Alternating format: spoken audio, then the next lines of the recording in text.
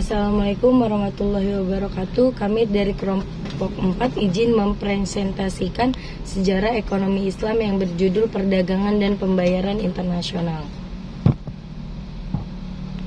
Apa yang dimaksud perdagangan? Perdagangan atau perniagaan adalah kegiatan tukar-menukar barang atau jasa, keduanya yang berdasarkan kesepakatan bersama, bukan pemaksaan. Pada masa awal sebelum uang ditemukan, tukar-menukar barang dinamakan yaitu barter. Dan pada masa modern, perdagangan dilakukan dengan menukar uang. Setiap barang dinilai dengan sejumlah uang. Pembeli akan menukar barang atau jasa dengan sejumlah uang yang diinginkan penjual. Pembayaran internasional.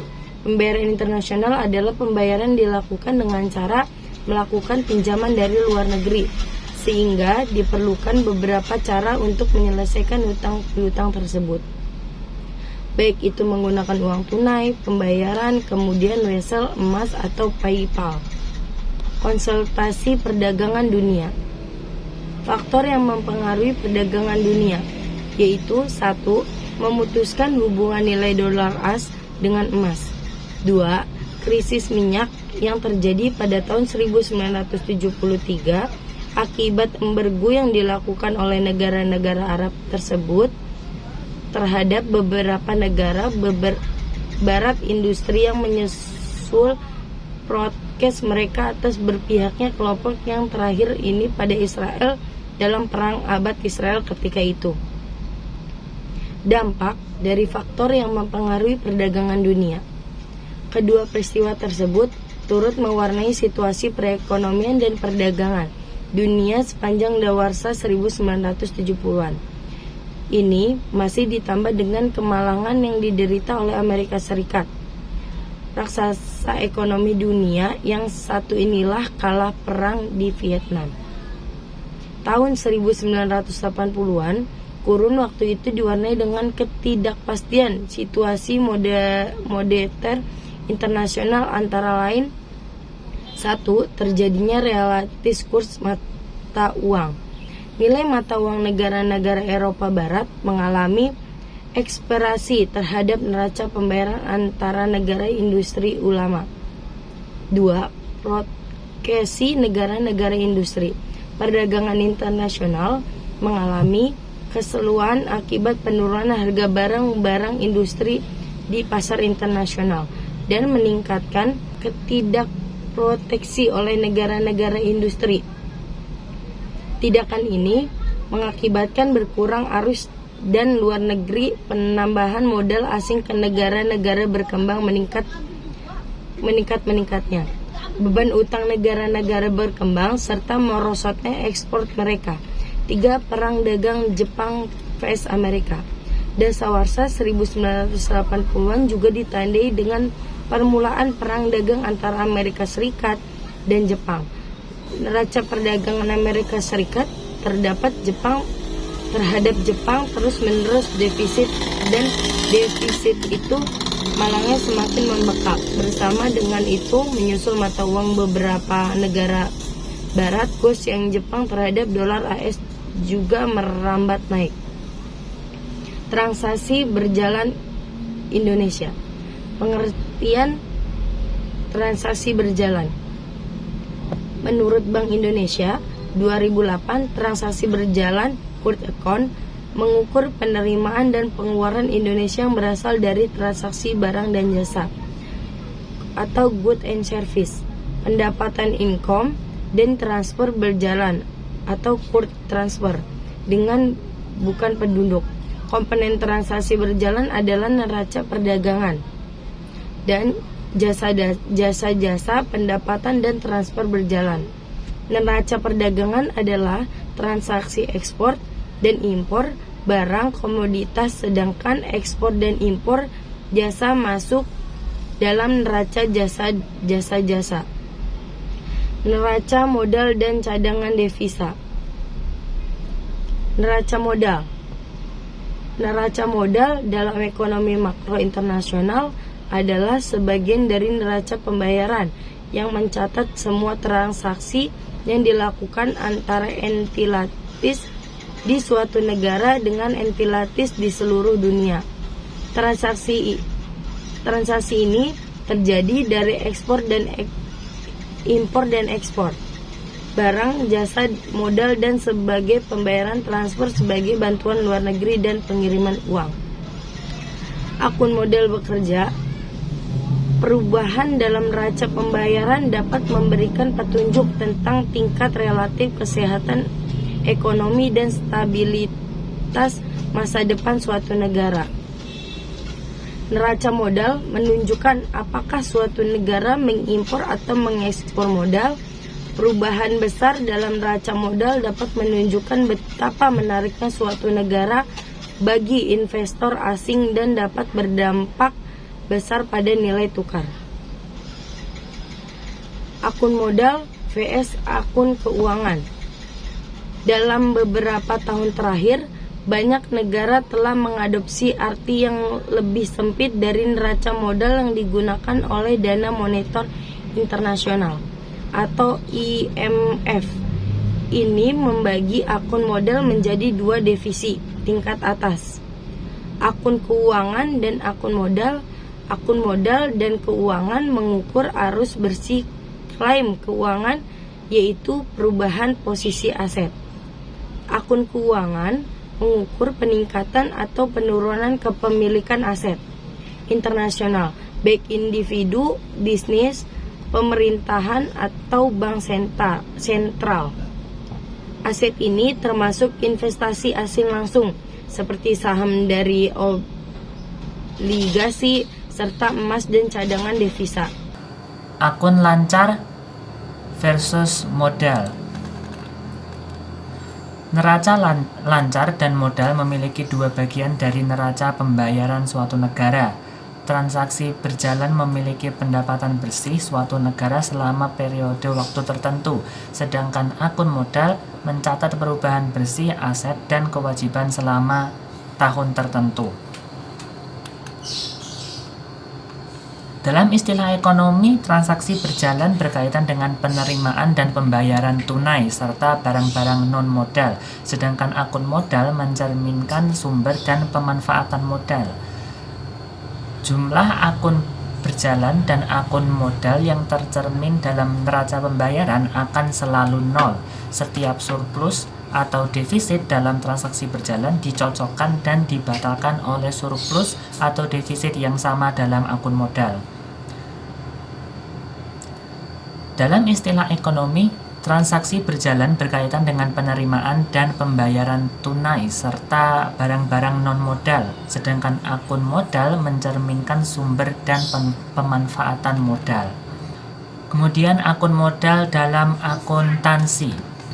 Dalam akuntansi, akun modal adalah akun buku besar umum yang digunakan untuk mencatat modal yang disumbangkan pemilik dan laba ditahan.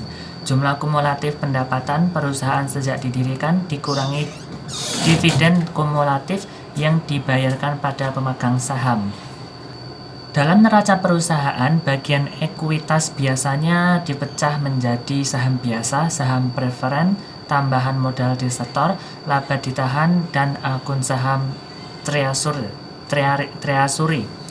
Semua akun bersaldo natural kredit kecuali treasury stock yang bersaldo natural debit. Saham biasa dan saham preferen dicatat sebesar nilai nominal dari total saham yang dimiliki oleh pemegang saham. Selanjutnya ialah cadangan devisa. Pengertian devisa dan cadangan devisa. Secara umum, devisa didefinisikan sebagai barang yang dapat digunakan sebagai alat pembayaran internasional. Alat tukar ini bisa berupa valuta asing yang diakui oleh semua negara lain di dunia, misalnya dolar Amerika Serikat dan yen Jepang. Kebijakan-kebijakan perdagangan investasi dan nilai tukar. Kebijakan perdagangan internasional adalah segala tindakan negara atau pemerintah, baik langsung ataupun tidak langsung, untuk mempengaruhi struktur, arah, komposisi, serta bentuk perdagangan luar negeri atau kegiatan perdagangan. Adapun kebijakan yang dimaksud bisa berupa tarif, larangan impor, kuota, dumping, dan berbagai kebijakan lainnya. Penetapan tarif. Tarif adalah sebuah pembebanan atas barang-barang yang melintasi daerah custom area. Sementara itu, barang-barang yang masuk ke wilayah negara dikenakan bea masuk. Dengan penerapan bea masuk yang besar atas barang-barang dari luar negeri memiliki tujuan untuk memproteksi industri dalam negeri, sehingga diperoleh pendapatan negara. Bentuk umum kebijakan tarif adalah penetapan pajak impor dengan persentase tertentu dari harga barang yang diimpor. Akibat dari pengenaan tarif dan bea masuk barang impor adalah harga barang impor naik, sehingga produksi dalam negeri menjadi lebih bisa bersaing karena lebih murah. Kemudian karena produksi dalam negeri mampu menyaingi barang impor, maka diharap impor barang menjadi turun. Selanjutnya, kuota impor. Kuota adalah kebijakan pemerintah untuk membatasi barang-barang yang masuk dari luar negeri. Akibat dari kebijakan kuota dan pembatasan impor, biasanya akan terjadi jumlah barang di pasar turun, harga barang naik, produksi dalam negeri meningkat, dan impor barang turun. Selanjutnya, larangan ekspor impor. Kebijakan ini dimaksudkan untuk melarang masuknya produk-produk asing ke dalam pasar domestik. Hal ini dilakukan karena alasan politik dan ekonomi. Untuk alasan ekonomi, pelarangan impor bertujuan untuk melindungi dan meningkatkan produksi dalam negeri. Subsidi. Subsidi merupakan kebijakan pemerintah untuk membantu mengurangi sebagian biaya produksi per unit barang produksi dalam negeri, sehingga produsen dalam negeri bisa memasarkan barangnya lebih murah dan dapat bersaing dengan barang impor. Subsidi yang diberikan dapat berupa tenaga ahli, mesin-mesin, peralatan, fasilitas kredit, keringanan pajak, dan lain-lain. Premi adalah suatu kebijakan yang diambil oleh pemerintah dengan memberikan tambahan dana pada produsen dalam negeri yang berhasil mencapai target produksi tertentu yang telah ditetapkan. Dumping merupakan kebijakan pemerintah untuk mengadakan diskriminasi harga, yakni produsen menjual barang di luar negeri dengan harga yang lebih murah dari dalam negeri, atau bahkan di bawah biaya produksi. Kebijakan dumping dapat meningkatkan volume perdagangan dan menguntungkan negara pengimpor, terutama menguntungkan konsumen mereka. Namun, negara pengimpor kadang mempunyai industri yang sejenis sehingga persaingan dari luar negeri ini dapat mendorong pemerintah negara pengimpor memberlakukan kebijakan anti-dumping atau sering disebut countervailing. Datis, hal tersebut dilakukan untuk melindungi industri yang sejenis di negara pengimpor.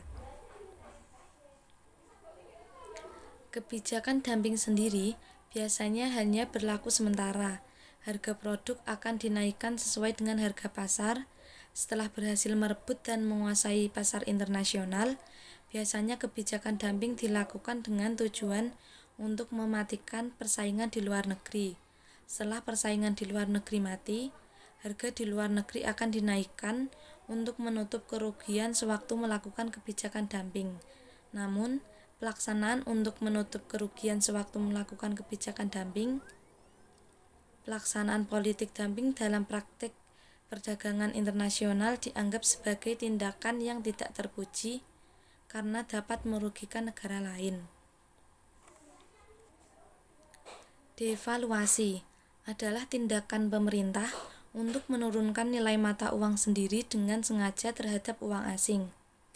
Akibat dari devaluasi dibagi menjadi dua, yaitu yang pertama, harga barang-barang impor menjadi mahal, yang kedua, harga barang-barang dalam negeri menjadi lebih murah di pasaran luar negeri.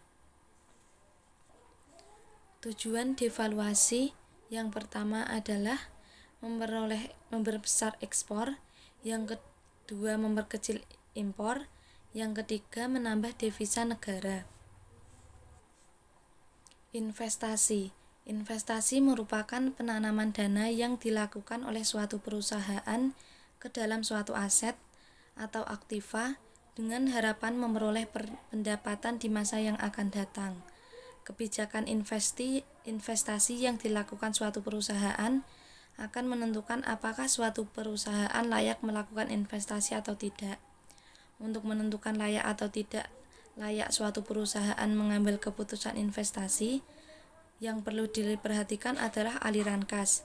Kebijakan investasi yang dilakukan oleh perusahaan sangat penting, artinya bagi kelangsungan hidup perusahaan yang bersangkutan.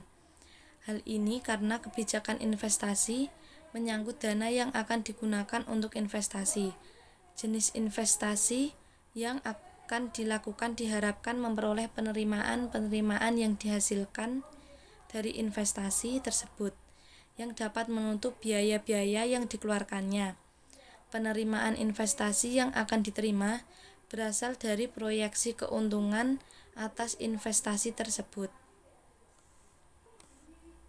Kebijakan investasi adalah keputusan keuangan tentang aktiva mana yang harus dibeli perusahaan aktiva tersebut, berupa aktiva real.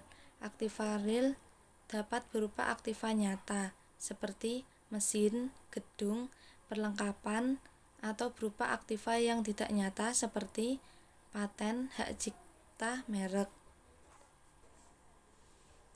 Kebijakan investasi merupakan kebijakan terpenting dari dua kebijakan lain dalam manajemen keuangan, yaitu kebijakan pendanaan dan kebijakan dividen.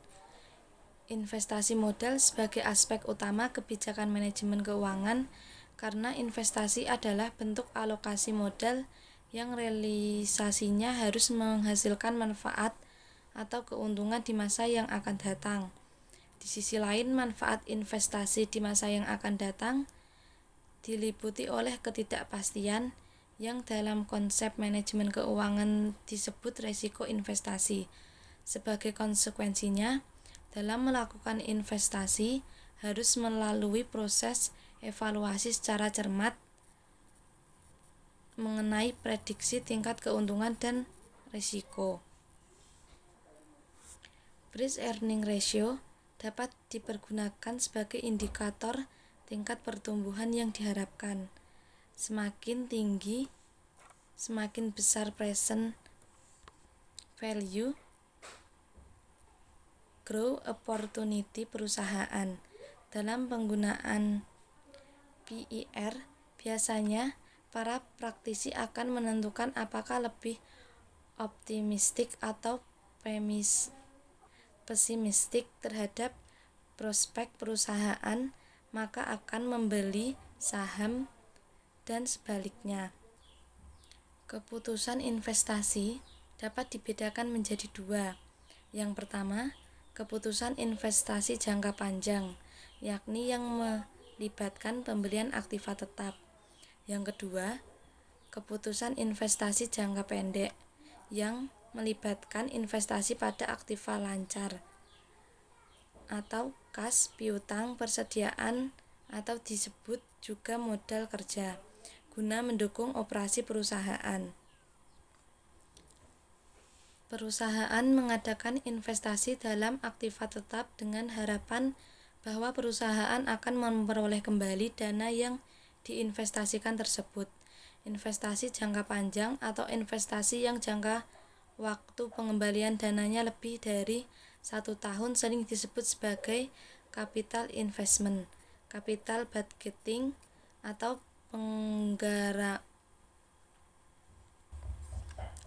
penganggaran modal.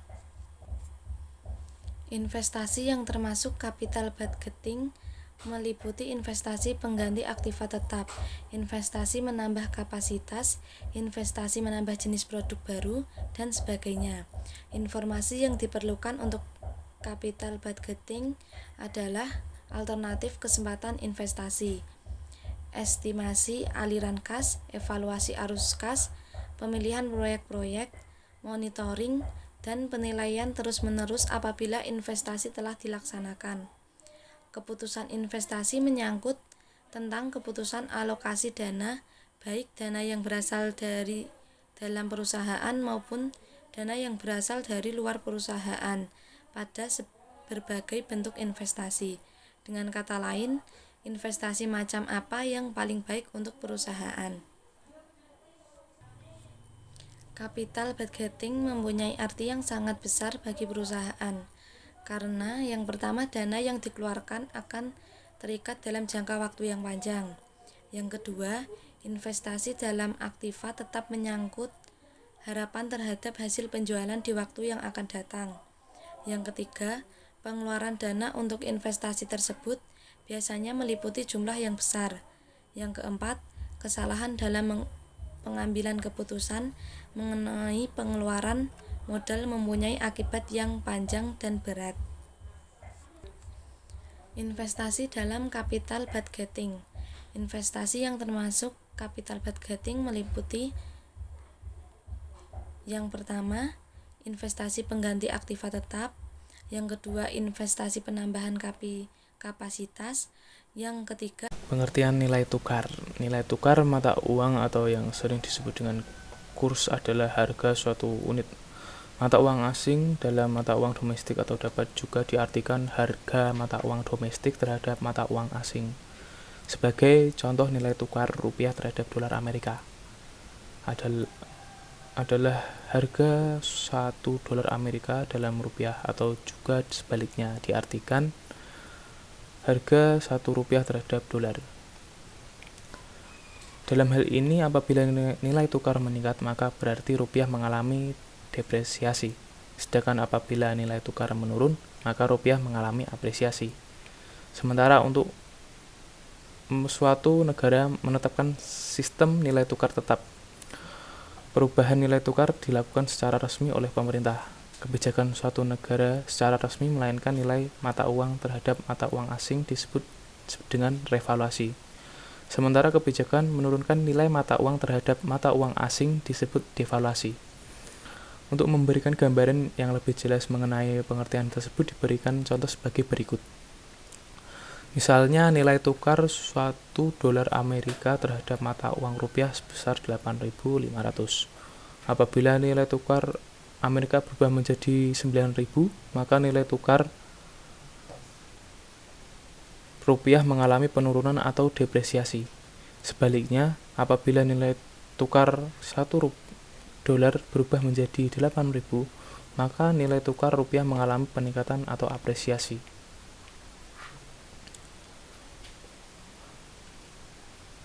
Dari konsep di atas, apabila nilai tukar meningkat, maka rupiah mengalami apresiasi. Untuk sistem nilai tukar mengambang bebas atau revaluasi untuk sistem nilai tukar tetap. Sedangkan apabila nilai tukar menurun, maka rupiah mengalami depresiasi untuk sistem nilai tukar mengambang bebas atau devaluasi untuk sistem nilai tukar tetap. Dengan contoh di atas, dalam pengertian ini, 1 rupiah dinilai sebesar 1:8.500 dolar. Nilai tukar rupiah mengalami depresiasi jika menurun, atau dengan contoh di atas sebesar 1:9.000 dolar Amerika, mengalami apresiasi pada contoh 1:8.000. Nilai tukar yang kita kenal dalam pengertian sehari-hari sebagaimana diuraikan di atas adalah dalam pengertian nominal atau nilai tukar nominal. Dalam menganalisis nilai tukar, kita juga mengenal apa yang disebut dengan nilai tukar real. Nilai tukar real adalah nilai tukar nominal yang sudah dikoreksi dengan harga relatif, yaitu harga-harga dalam negeri dibanding dengan harga-harga di luar negeri.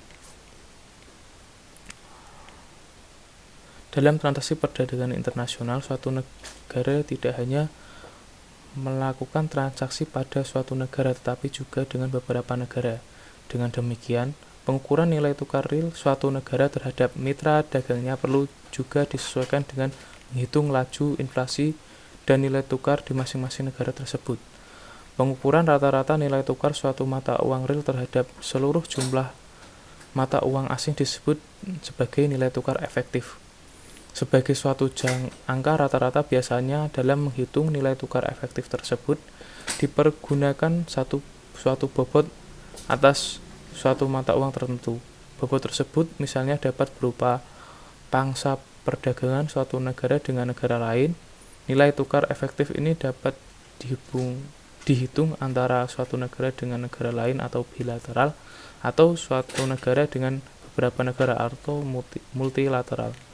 Faktor-faktor yang mempengaruhi nilai tukar yang pertama yaitu faktor pembayaran impor. Semakin tinggi impor barang dan jasa, maka semakin besar permintaan terhadap valuta asing sehingga nilai tukar akan cenderung melemah. Sebaliknya, jika impor menurun, maka permintaan valuta asing menurun sehingga mendorong menguatnya nilai tukar. Kedua, faktor aliran modal keluar atau capital outflow.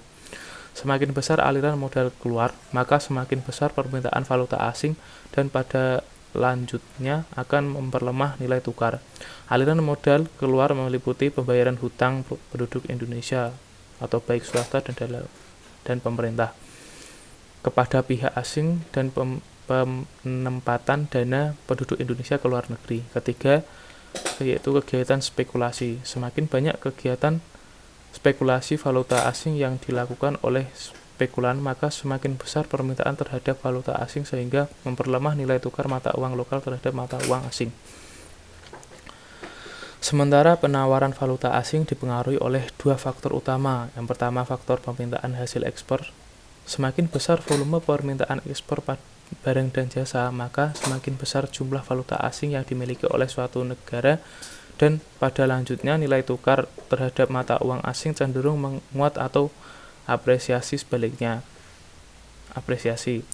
jika ekspor menurun, maka jumlah valuta asing yang dimiliki semakin menurun sehingga nilai tukar juga cenderung mengalami depresiasi. Kedua, faktor aliran modal masuk atau capital inflow. Semakin besar aliran masuk, maka nilai tukar akan cenderung menguat. Aliran modal masuk tersebut dapat berupa penerimaan hutang luar negeri, penempatan dana jangka pendek oleh pihak asing, atau portofolio investment, dan investasi langsung pihak asing atau foreign direct investment. Sebagaimana diuraikan dalam topik faktor-faktor yang mempengaruhi nilai tukar, permintaan dan penawaran valuta asing sangat dipengaruhi oleh perkembangan ekspor dan impor selama aliran modal dari dan keluar negeri. Dilihat dari faktor yang mempengaruhinya, perkembangan ekspor dan impor antara lain dipengaruhi oleh harga relatif antara suatu negara dengan negara mitra dagangnya. Semakin tinggi laju inflasi suatu negara dibanding dengan negara lainnya, maka harga ekspor suatu negara akan lebih mahal dan menurunkan ekspor serta pada lanjutnya akan menurunkan nilai tukar suatu negara. Sementara itu, aliran modal terutama dipengaruhi oleh perbedaan suku bunga dalam negeri atau interest rate differential.